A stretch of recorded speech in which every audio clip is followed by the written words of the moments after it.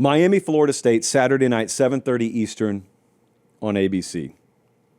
This is amazing, and I think it's being overlooked a little bit. Some people are missing it badly here. This game presented by Quick Trip. We are going to the game. We will be there. We will be on the sideline. Freshly renovated venue down there, but still with the mystique of a legendary venue that has hosted iconic matchups between these teams. See, when I was a youth rolling around Georgia, and even though I was in Columbus, there was a huge contingent of Florida State fans.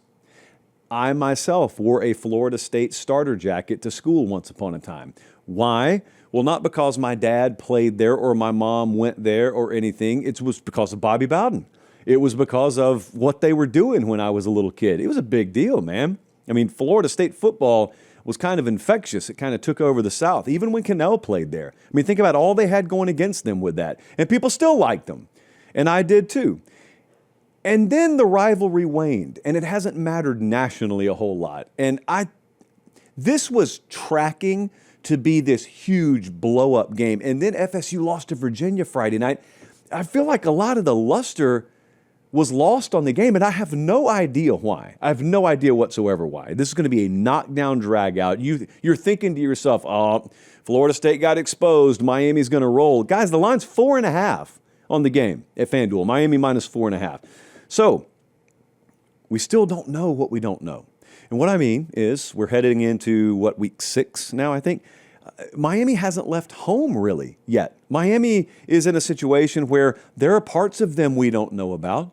Florida State, there are parts of them we found out about, but now they get to answer for it. We just saw Bama go beat Georgia on the road a few weeks after we saw them get exposed on the road. So that just goes to show you, in college football, the only constant is change. And the hallmark of the best teams is, especially when they get knocked down, they are all the more incentivized to continue to look for answers, and sometimes they find them. And you know what? Florida State just lost a game against Virginia. What if, wild theory as we start the prediction here, what if they change some things up? What if they learn some things? What if, tasting that blood of their own, what if that does something to the fighting spirit, the competitive character of that team? Well, strength on strength here. That's how I see this game. Florida State has to run it and stay committed to it. You are not going to gash Miami a whole lot. Just not going to happen. Even as I'm saying, that's one of the keys to this game. I'm not counting on Florida State running up and down the field. This is the number 2 rushing offense in the country. That's true. So, well, why don't you expect them to run up and down the field? Because Miami's got a top 10 run D. It's ranked number 8. It's better than number 8. There are not 7 rush defenses in the country better than Miami. Because Miami's already seen Florida and seen Notre Dame and even USF. Like, that's all baked into Miami's stat profile, whereas some of you have played glorified high school teams, so you padded your stats a little bit. Florida State hasn't faced a top 50 run defense yet. So they've stacked up a lot of really good, numeric games. I haven't seen them go against this. Here's the big question. The big question is, do we look at the crowbar theory being a possibility here? Meaning, you face such a better front than you have that you can't scale accordingly. Yeah, am I concerned about that? Yeah, I'm concerned about that a little bit. However, I look at the unique challenge that maybe a Gus Malzahn can pose to you. I look at the use of tempo here more than Miami's probably seen from anyone that could competitively match them talent-wise like FSU can. Like USF couldn't do that, even on their best day. They couldn't do that. And Florida runs one play about every 2 or 3 minutes, so I wasn't counting on it there either. They just got to scale this against Miami. And they have to, because if they don't, everything about Tommy Castellanos becomes kind of a moot point. So Florida State right now, 6.7 yards per rush. That's really good. Okay? I'll take like 4 3/4. I'll take 5. That's fine. I can win with that. Miami, though, 21% of the runs against that defense have gone for 0 yards or less. That's 1 out of every 5 times you run against them, you're getting tackled at or behind the line of scrimmage. So I'm concerned about it. Because if Florida State cannot move the ball at least to a minimum baseline of effectiveness, then it really doesn't matter what else happens. The only way at that point they're winning that is special teams or a bunch of turnovers that they force. Because what I don't think they're equipped to do is win throwing the ball. And the reason I say that is I look at Tommy Castellanos throughout his career, When he throws for 240 yards or more, his teams are 1-5. It's kind of counterintuitive. You would think the more passing yardage, the better they do. No, the more passing yardage, it normally means a little bit more desperation, but it also makes you really, really prone to bad decisions. And they're some good athletes, new additions and good athletes in this Miami secondary. So they either do that or they bust explosives. Hey, wait just a second.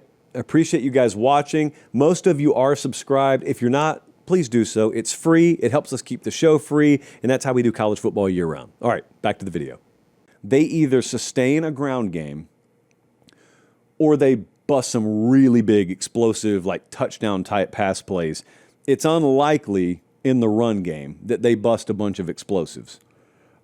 It's more likely in the pass game. Florida State is second in the country in passes of 30-plus yards and 40-plus yards. Miami's secondary has been tested, but it's been tested a little differently here. And I just wonder, okay, there's still enough newness. There's still enough intrigue and mystery. I haven't watched that team go on the road, really. I haven't watched those new pieces in that secondary get tested the unique way that Malzahn's offense can test them. Maybe, just maybe, there are some leaks that get sprung there. So those are really the two ways that Florida State scores here. I don't think the intermediate pass game is going to be all that much of a threat here. I don't think that they're going to sustain these 10 and 12 and 13 play drives. Like what Bama did against Georgia last week is not what Florida State's going to do if they're going to win this. All right, so that's the FSU side. On the Miami side, kind of more simple. They just ask a basic question. It's a tale as old as time. It's a question as old as time. Are you man enough? Not the Sheryl Crow song, which is, are you strong enough to be my man? That will not be asked in the Miami-Florida State game Saturday night, or things have gone horribly awry. But what could be asked and what will have to be answered by Florida State is, are you man enough? Are you tough enough? Can you stand up to the challenge? However you want to fill that blank, because that offensive line is built to travel. Those tailbacks are built to travel. And you got to play them honest, because if you don't, you got a quarterback at Miami that can beat you. You got good receiving options that can beat you. Virginia ran for 200+ on Florida State. Something's got to change there, because you got to at least make Miami open up the playbook a little bit. You can't just let them lean on you. You can't get to the end of the first quarter and have us all collectively realizing, oh, wow, if they can do that, they don't even need to do this, this, and this. Even though they can do this, this, and this. FSU's key player here, it's not a mystery. If we were projecting this game in July, we would have said Deuce Robinson. That's the guy they're going to have shine. He's got more catches and yards than their next three receiving options combined, I think, right now, and confirmed via the graphic there. So that's the FSU side. What about Carson Beck, though? We made it almost 8 or 9 minutes into this. Haven't really mentioned Carson Beck. Well, he's there. He's there. I just wonder, he's thrown 3 picks so far this year. It concerns me a little bit, yeah. It's, again, Carson Beck's played a lot of football. So I don't think the environment's going to rattle him all that much. But what could happen is maybe somehow, some way, Florida State schematically takes Miami's fastball away from him. And that doesn't mean Miami's going to get stuffed running the ball. But maybe, you want 5+ yards per carry. Maybe it's 3.7 yards per carry. And it forces enough 3rd and 7+s. And it forces Carson Beck to do just enough with a group of wide receivers that are still new in a hostile environment, all working together for the first time, that you do force some turnovers. I'm cautious of that. I'm cautious of the road. I'm always cautious in college football when a team has not gone on the road yet. I'm always cautious about that. I am cautious about the Carson Beck turnover factor. I'm just cautious that this Florida State offense is going to stress Miami defensively in a way that they haven't been stressed yet. It's just a lot of firsts. Okay, Miami could go in there and win 38-10 for all I know. And I'll show you what the model thinks about this in a second. But also, remember from an intangible standpoint, we've already seen this happen multiple times in college football this year. We watched a desperate Bama team, must-win mode, go on the road and get a win last week. We watched Illinois, who had just been body-bagged the week before, come home and get a straight-up win against Southern Cal, and a game that really wasn't even as close as the final score indicated. What was the common theme there? And that's not an exhaustive list, by the way. What were the common themes? Desperation. Desperate, talented teams, at home no less, tend to put forth really inspired performances.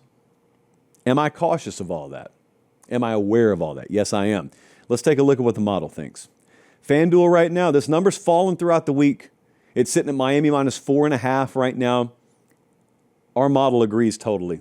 We've had it at Miami minus 4. The FanDuel number kind of came down to where the model already was. I got to be real with you. I have no strong feel on this game. I think Miami is a very good team. I think they may be the best team I've seen so far this year. I am going to slightly pick them to win and cover. I'm not going to do the favorite to win and the underdog to cover with a number that small. There is zero shock with me if Florida State wins this game. Zero shock. It almost feels like it's too easily laid out for Miami right now. Everyone's anointed them, including me, at least in terms of being really good. Like I've had them ranked number 1. And it almost feels like every year in college football, you get this team and you start to look at their schedule, man. Once they can get past this one. Well, what if they don't get past it? It's not the end of the world if they don't, by the way. But what if they don't? It never works out that clean. But you know what? I do think they have enough edges. I think they have more ways to win this game than Florida State. It doesn't matter if the one way Florida State can win it, they do. But I'll take Miami to win and cover. Buddy, I've got no confidence. No confidence in that game.